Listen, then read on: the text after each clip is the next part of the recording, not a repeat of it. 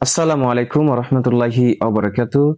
আলহামদুলিল্লাহি রাব্বিল আলামিন ওয়াল আকিবাতু লিল মুত্তাকিন ওয়াসসালাতু ওয়াসসালামু আলা নাবিয়্যা বা'দা আম্মা বা'দ। সমস্ত প্রশংসা সে মহান রব্বুল আলামিনের জন্য, যিনি এই সুন্দর পৃথিবীকে সৃষ্টি করেছেন এবং আশরাফুল মাখলুকাত হিসেবে পৃথিবীর বুকে আমাদের প্রেরণ করেছেন, রিজিকের ব্যবস্থা করছেন এবং সামগ্রিকভাবে যিনি আমাদেরকে নিয়ামত এবং বারাকা দিয়ে পরিপূর্ণ করে রেখেছেন, সে রব্বুল আলামিনের প্রতি শুকরিয়া জ্ঞাপন করছি আলহামদুলিল্লাহ। সেই সাথে সাথে দুরূদ বর্ষিত হোক রাসূলুল্লাহ সাল্লাল্লাহু আলাইহি ওয়াসাল্লামের প্রতি, যিনি সর্বশেষ এবং সর্বশ্রেষ্ঠ রাসূল, যিনি এমন এক যুগ সন্ধিক্ষণে এসেছিলেন যখন জাহিলিয়াতের বর্বরতা পুরো পৃথিবী জুড়ে ছেয়েছিল, যখন অন্যায়, অবিচার, রাহাজানি, খুন, হত্যা, নানান অপকর্মে পৃথিবীর মানুষ লিপ্ত ছিল। তাদেরকে ঈমানের আলোতে আলোকিত করেছেন, কোরআনের আলো দ্বারা পুরো পৃথিবীকে শান্তিময় করেছেন। সেই রাসূলুল্লাহ সাল্লাল্লাহু আলাইহি ওয়াসাল্লামের প্রতি দুরূদ বর্ষিত হোক। সকলেই বলি সাল্লাল্লাহু আলাইহি ওয়াসাল্লাম। সম্মানিত সুধী, আজকে যে বিষয়টি নিয়ে আমরা আলোচনা করব, সেই বিষয়টি হচ্ছে রমজান কেন আসে।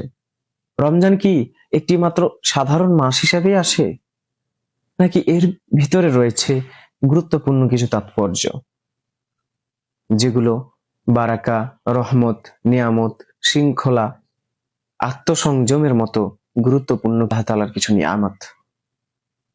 রমজান কেনই আসে? শহরের যান্ত্রিকতাকে দূরে ফেলে রমজান আমাদের মনে করিয়ে দিতে আসে পৃথিবীর বুকে আমাদের কেন প্রেরণ করা হয়েছে।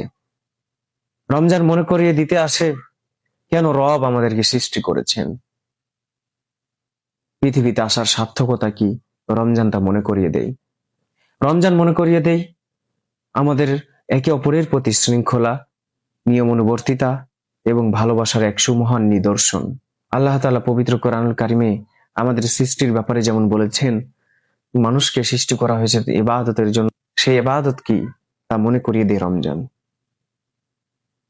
যখন পুরো বছর অন্যায় অবিচারে লিপ্ত থাকা মানুষটিও রমজানের সুশীতল ছায়াতলে, মসজিদের মুখ না দেখা মানুষটিও মসজিদে গিয়ে 5 ওয়াক্ত সালাত আদায় করে, সেই মানুষটি জানে রমজান কেন এসেছে। রমজান আসে আমাদের হৃদয়কে ঈমান দ্বারা তৃপ্ত করতে। রমজান আসে শুধুমাত্র না খাওয়ার জন্য নয়, শুধুমাত্র উপবাস থাকার জন্য নয়। রমজান আসে আমাদের আত্মসংযম, শৃঙ্খলার জন্য।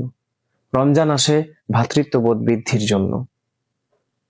একটি মাস সিয়াম সাধনা আসে হেদায়েতের জন্য।